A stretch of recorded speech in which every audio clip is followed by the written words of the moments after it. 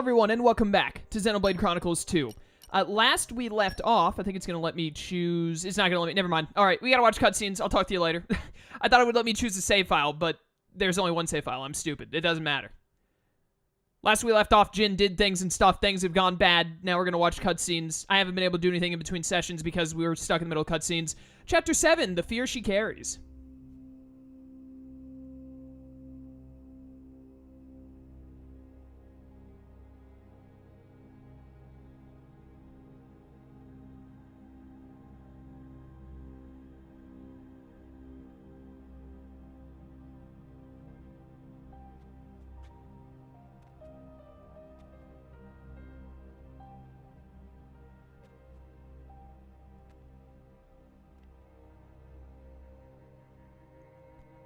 That's very ominous.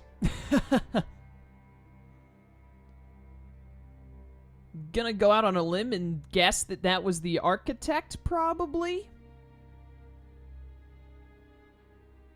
Is this Urea? I think this is Urea, isn't it? No, this is the Praetorium. My bad.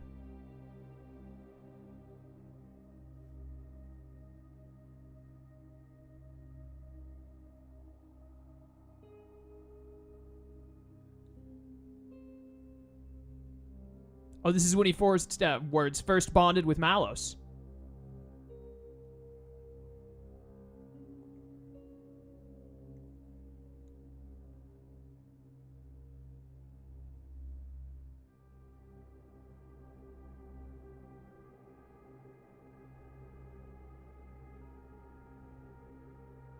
Praetorium.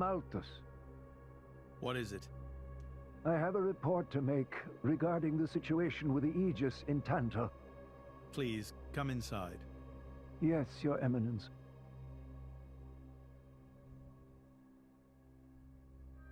So, Jin finally has his hands on the Aegis. It seems the boy wasn't good for much after all. Unless he can find what is lost. Your Eminence? Hector. Yes? Prepare the ceremony. At once, Praetor.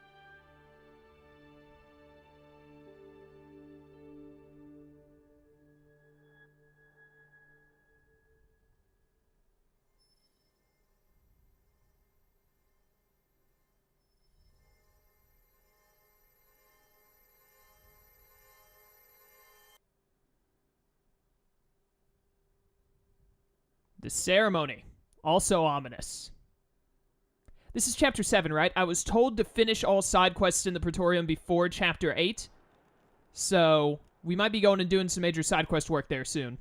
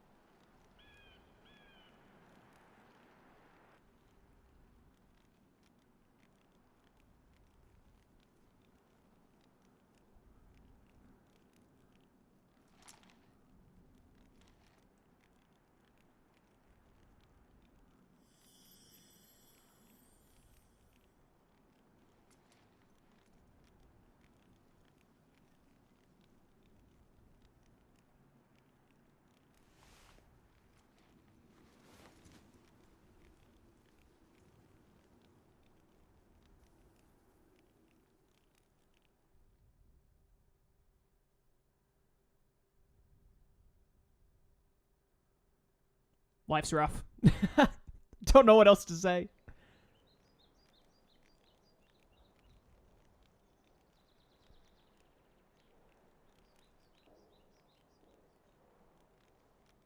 Rex, still sleeping? It 2 days now. His injuries were quite severe. The worst is over, but his body needs time to recover. He'd better get well soon, or...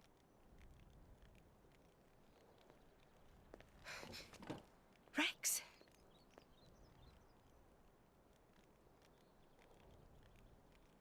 What's that? I'm leaving. But where will you go? Good question. Can't live on Gramps anymore. Maybe I'll head for Argentum. Rex, you... What the hell are you talking about, Argentum? What about Pyra? Do you know how desperate the situation is? Or have you finally lost it, you idiot? I know, okay? It's just... Just what? I'm done. Done? When I became the driver of the Aegis, her driver, I felt like I could do anything. But I was just kidding myself. All I've managed to do is hurt her. Again and again. So, I'm done. Oh, for crying out loud, Rex! She got herself caught to save you! I know. So what? So what? Those guys are way out of my league. I can't beat them. It's hopeless. I understand that now. She'll be safe with them. They're not going to hurt her like I do. So, I'm leaving. I've just been kidding myself all along. Me, a driver, in the end, salvaging is all... You bloody idiot!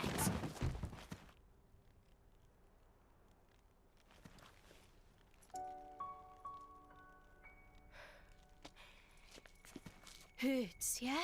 But that pain's nothing compared to what Pyra must be feeling right now. She went with those bastards knowing full well how much it would hurt. For our sake, not hers. I get it, I know.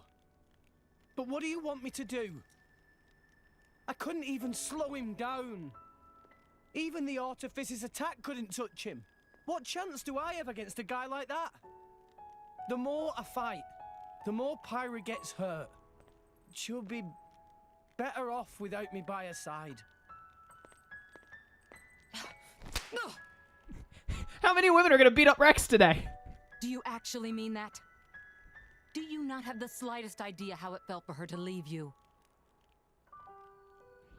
With me here, he'll suffer even more, lose even more. So maybe Rex is better off without me. Rex and the whole world, they don't need me. That's just how it feels. Pyra thought you'd be better off if she was dead. Did you know that? She is planning to sacrifice herself to defeat them. Huh? You drove her to this, but here you are, giving up! You said you'd get Pyra to Elysium, didn't you? You'll eat your words just like that? Hey, Mum, Dad, it's been a while. A ton happened, you know? I became a driver. And this girl is Pyra, my new partner. I know you'd love her.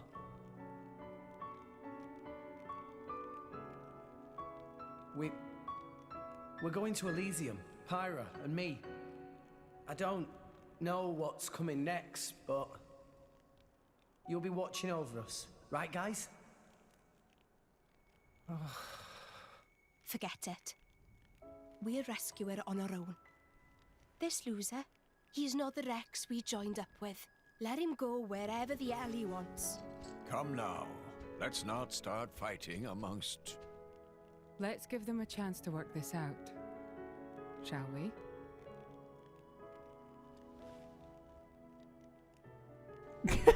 You know, Nia quite right. Rex definitely not behaved like himself. Giving up after one loss?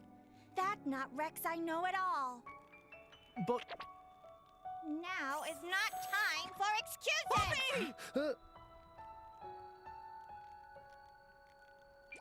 But... Poppy? Poppy is hurt to see Rex like this. Poppy and Master Pun are not real Blade and Driver. So Poppy and Master Pun looked up to Rex lots. Rex worked very, very hard to get this far. When Rex tries hard, Poppy and Master Pun try hard. Rex like bullseye we aim for. Without Rex, we not know which way to go. So please, Rex cannot give up and stop here. Poppy.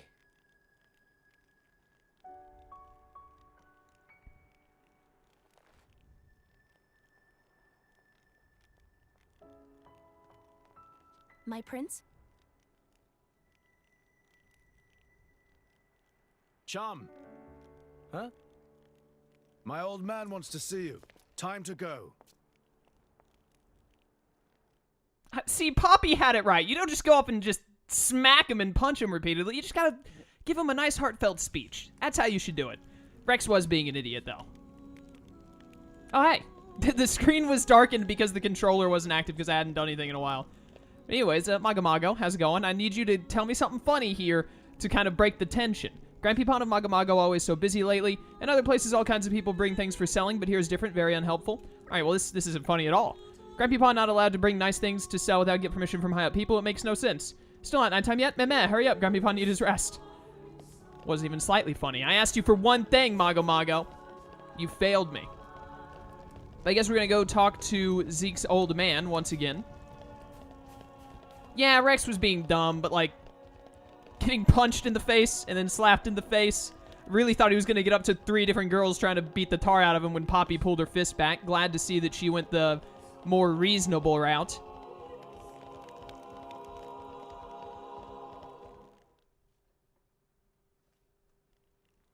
Are you all right to be up and about? Yeah.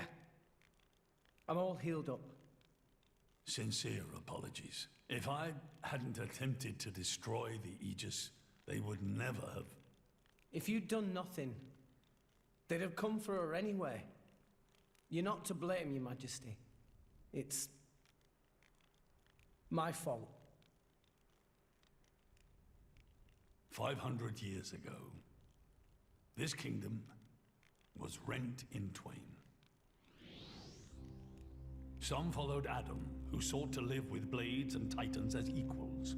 Others opposed him, preferring to consider humans as the masters and titans as our tools.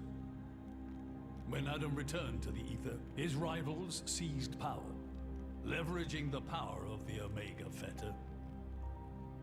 They declared themselves the Tantalese royal dynasty. Claiming they were the hero Adam's descendants. Precisely. My ancestors merely used the name of the beloved Adam in order to win over the people.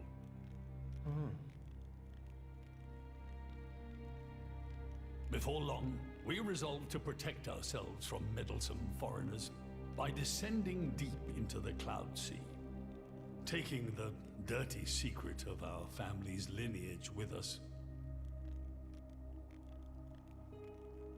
The Praetorium, for their part, did not protest. Can you guess why? No. They offered to stay silent in exchange for a certain resource. An annual tribute comprising a fixed quantity of core chips. I have something I wish to show you. What is it? Wait, what are core chips? You mean core crystals? What is this? This is Gembo's ether flow. The Titan draws in the fabric of the Cloud Sea and uses it as a source of energy. This energy flows throughout the Titan's body in the form of ether.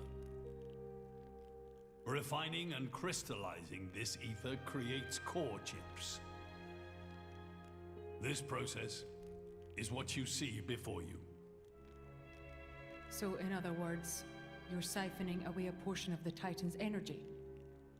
Our cold climate and poor harvests, they are the unfortunate side effects of this process.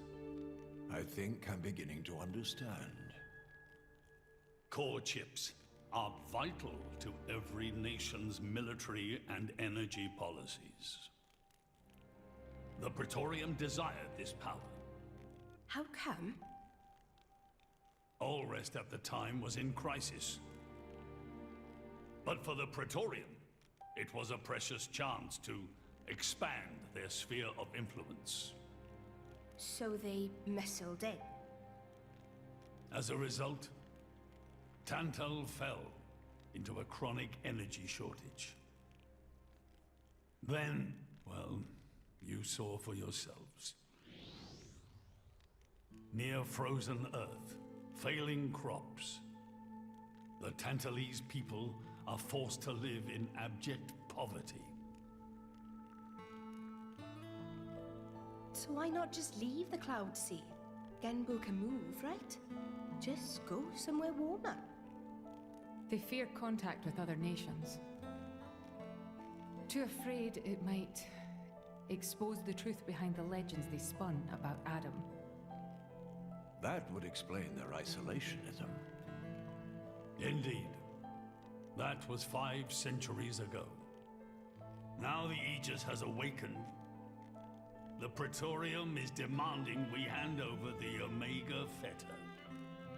They are threatening to reveal our secret if we do not acquiesce. Indollar? Threatening you? I get it now. That's what was in that letter. Enough was enough. I couldn't stand by and let the Tantalese people suffer any longer. Therefore, I made a decision. And that's why you... Yes. I knew there was a chance that the Praetorium would use the Aegis against us. But if I could neutralize her power, perhaps we would stand a chance of opposing them. And perhaps by saving my people from poverty, I could absolve the sins of my forefathers. You didn't think about using the Aegis's power yourself? Wielding such power is beyond my means. I am under no illusions. However, does the same apply to you? I felt something. When I looked in your eyes, I knew. Perhaps you are the one to whom we can entrust the Aegis's power. Father? In the end, it seems I only managed to make things worse. I can blame nothing but my own judgment.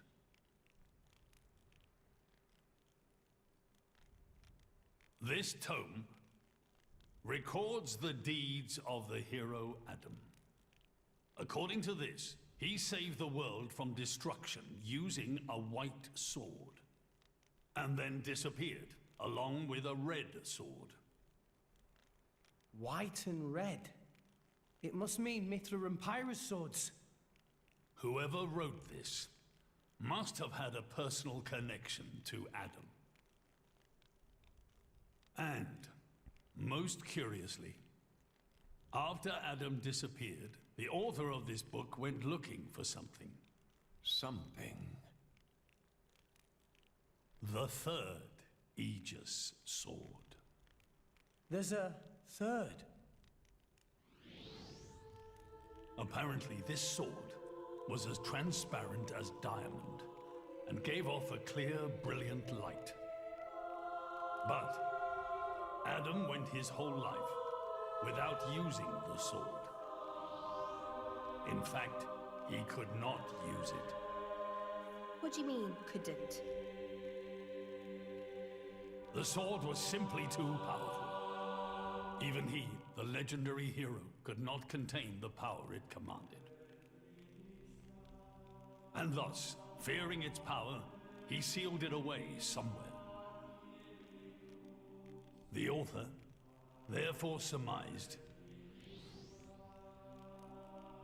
that this sword alone was the one true sword of the Aegis. Now, Rex, you were defeated by Jin. Doubtless that man is a powerful warrior. But even so, can this be right? Can the Aegis herself truly be outmatched by a single opposing blade? Would it not make more sense to presume That you lost because you have yet to unlock the true power of the Aegis. You mean I'm the one who's been holding them back?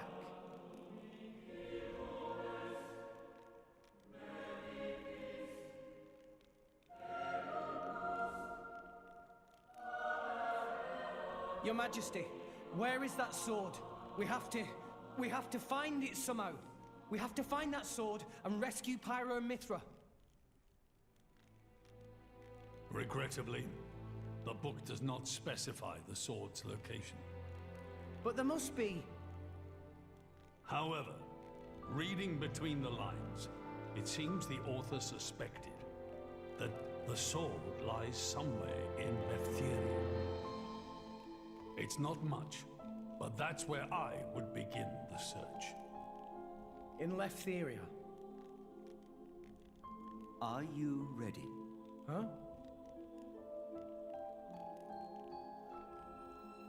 Are you ready to do what it takes to be their true driver? Gramps? Well, are you, Rex? Yes! Of course! I'm going to be the driver that Pyra and Mithra deserve.